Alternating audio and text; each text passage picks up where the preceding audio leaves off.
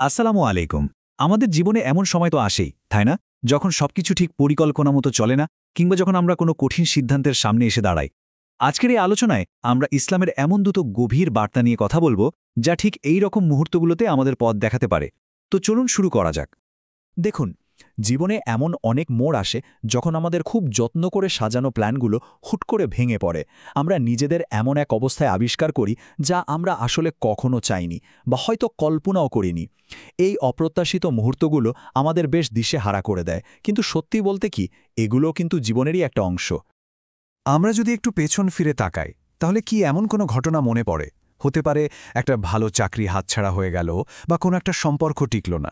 শুরুতে যেটাকে মস্ত বড় একটা বিপর্যয় মনে হয়েছিল, কিন্তু সময় গড়ানোর সাথে সাথে বোঝা গেল, আরে ওটাই তো আসলে আমাদের জন্য ভালো ছিল। এই ভাবনাটা কিন্তু আমাদের প্রথম আলোচনার একেবারে কেন্দ্রে রয়েছে। তো ঠিক এইমারই একটা পরিস্থিতিতেই, মানে যখন আমরা কোনো অনাকাঙ্ক্ষিত ঘটনার পেছনের ভালো দিকটা ধরতে পারি না, ইসলাম আমাদের একটা গভীর আর খুব শান্তিদায়ক দৃষ্টিভঙ্গি দেয়। কুরআনের এই আয়াতে কিন্তু এক অসাধারণ সত্য লুকিয়ে আছে। এটা আমাদের খুব বিনয়ের সাথে মনে করিয়ে দেয় যে আমাদের জ্ঞান, আমাদের দৃষ্টি খুবই সীমিত।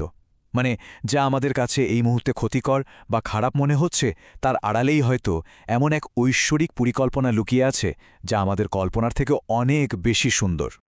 তার মানে মূল বার্তাটা হলো আস্থা। এই বিশ্বাসটা আমাদের ধৈর্য ধরতে শেখায় আর বড় ক্যানভাসে চিন্তা করতে বলে। এটা বিশ্বাস করতে শেখায় যে প্রত্যেকটা ঘটনার পেছনেই কোনো না কোনো কল্যাণ ঠিকই আছে, যদিও আমরা হয়তো সেটা এই মুহূর্তে দেখতে পাচ্ছি না।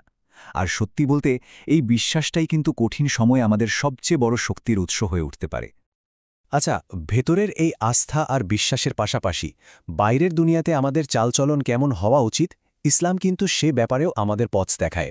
তো চলুন এবার আমাদের দ্বিতীয় মূল বার্তাটার দিকে তাকানো যাক, আর সেটা হলো সত্যবাদিতা। রসুলুল্লাহ সাল্লাহু আলাইসাল্লামের এই কথাটা কিন্তু প্রচণ্ড শক্তিশালী। এখানে একটা ব্যাপার খেয়াল করার মতো, তিনি কিন্তু শুধু বলেননি যে প্রতারণা করা একটা খারাপ কাজ। তিনি এটাকে সরাসরি মুসলিম পরিচয়ের সাথে, এই উম্মাতের একজন হওয়ার অনুভূতির সাথে জুড়ে দিয়েছেন। এখান থেকেই বোঝা যায় যে ইসলামের সততার গুরুত্ব আসলে কতটা গভীরে। এই হাদিস থেকে যা পরিষ্কার বোঝা যায় তা হল, সততা আর বিশ্বস্ততা এগুলো শুধু কিছু ভালো গুণ না, এগুলো একজন মুসলমানের চরিত্রের একদম ভিত্তি। মিথ্যা বলা, ধোঁকা দেওয়া বা সত্যকে ঘুরিয়ে বলা থেকে নিজেকে বাঁচিয়ে রাখাটা শুধু একটা নৈতিকতার বিষয় না, এটা আমাদের ঈমানেরই একটা অবিচ্ছেদ্য অংশ। এখন এই দুটো ধারণাকে যদি আমরা এক সুতোয় বাঁধি, তাহলে কি দাঁড়ায়? যখন আমরা এই দুটো উপদেশকে একসাথে দেখি, তখন বুঝতে পারি যে এগুলো আসলে একটা পরিপূর্ণ জীবন দর্শনের দুটো মজবুত পিলারের মতো। একটা আমাদের ভেতরের জগৎকে শান্ত রাখে, আর অন্যটা আমাদের বাইরের জগৎটাকে সুন্দর করে তোলে। একদিকে দেখুন, আল্লাহর পরিকল্পনার উপর আস্থা আমাদের ভেতরের সব ঝড়ঝপটা শান্ত করে ধৈর্য আর এক ধরনের মানসিক প্রশান্তি এনে দেয়। আর অন্যদিকে মানুষের সাথে সততা আমাদের সম্পর্কগুলোকে মজবুত করে আর সমাজে একে অপরের প্রতি বিশ্বাস তৈরি করে। তার মানে এই দুটো নীতি যখন একসাথে পালন করা হয়, তখনই একটা ভারসাম্যপূর্ণ আর স্থিতিশীল জীবনের ভিত্তি তৈরি হয়। ভেতরের শান্তি আর বাইরের জগতের প্রতি সততা, এই দুটোর মিশ্রণই কিন্তু আমাদের একটা সত্যিকারের অর্থপূর্ণ জীবনের দিকে এগিয়ে নিয়ে যায়। তো শেষ করার আগে একটা প্রশ্ন রেখে যাই।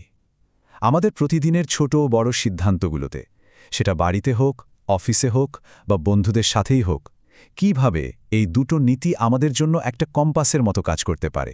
কিভাবে ঐশ্বরিক পরিকল্পনার ওপর আস্থা আর সততার প্রতি দায়বদ্ধতা আমাদের প্রতিটা পদক্ষেপকে সঠিক পথ দেখাতে পারে? এটা নিয়ে ভাবার আমন্ত্রণ রইল।